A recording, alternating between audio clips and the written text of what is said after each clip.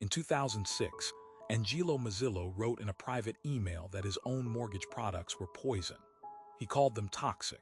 He knew exactly what Countrywide was doing to every person who signed on the dotted line, and he sold $140 million of his own stock before anyone else found out.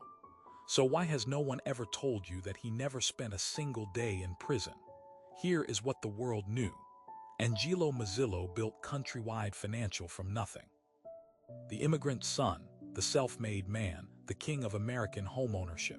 By 2006, Countrywide was the single largest mortgage lender in the United States. A quarter of all home loans in this country ran through his company. The press called him a visionary.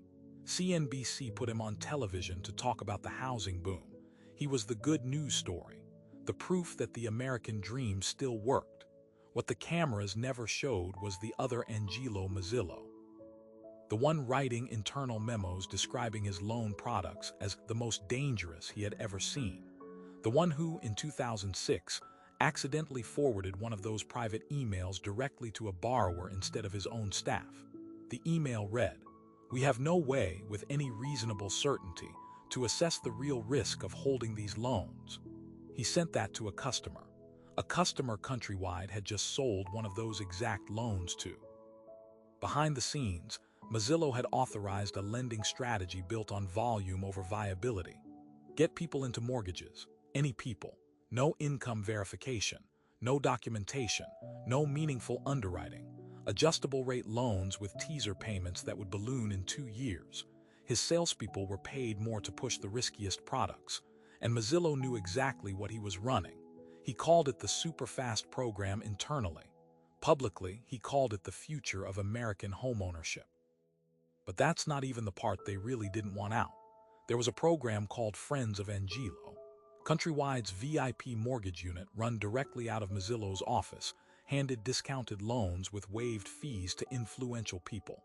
Senators, congressional staffers, executives at Fannie Mae, the government-backed entity that was supposed to be setting mortgage standards. Senator Chris Dodd of Connecticut received a VIP loan.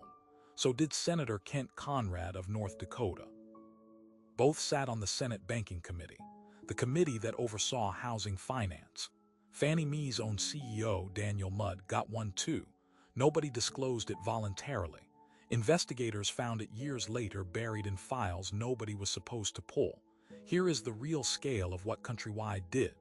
Between 2003 and 2008, Countrywide originated more than $1.4 trillion in home loans. Not billion, trillion. A significant share of those loans went to people who could not qualify under basic traditional standards. Then those loans were bundled, repackaged, and sold to investors as safe securities. The ratings agencies blessed them. Banks bought them. Pension funds bought them. Ordinary people's retirement savings ended up parked in the wreckage of Countrywide's books. When the housing market cracked in 2007, Countrywide's loans collapsed first and hardest. Hundreds of thousands of American families lost their homes on the back of loans Countrywide had internally described as structurally designed to fail. By 2008, the company was unsellable. Bank of America bought it in a rescue deal for $4 billion, and then spent the next decade paying for what Mazzillo built. $16.65 billion in a single 2014 DOJ settlement alone. Another $8.5 billion to investors. Billions more in state settlements. Bank of America paid over $40 billion total to clean up the damage. Angelo Mazzillo paid $67.5 million in an SEC civil settlement. And Bank of America covered most of that too. He paid effectively nothing. He kept the $470 million he earned while steering the company into the ground. The Department of Justice investigated. They built a criminal case. In 2011, prosecutors were said to be close to charges. Then the case stalled. Then it was quietly dropped. No official explanation was ever given to the public.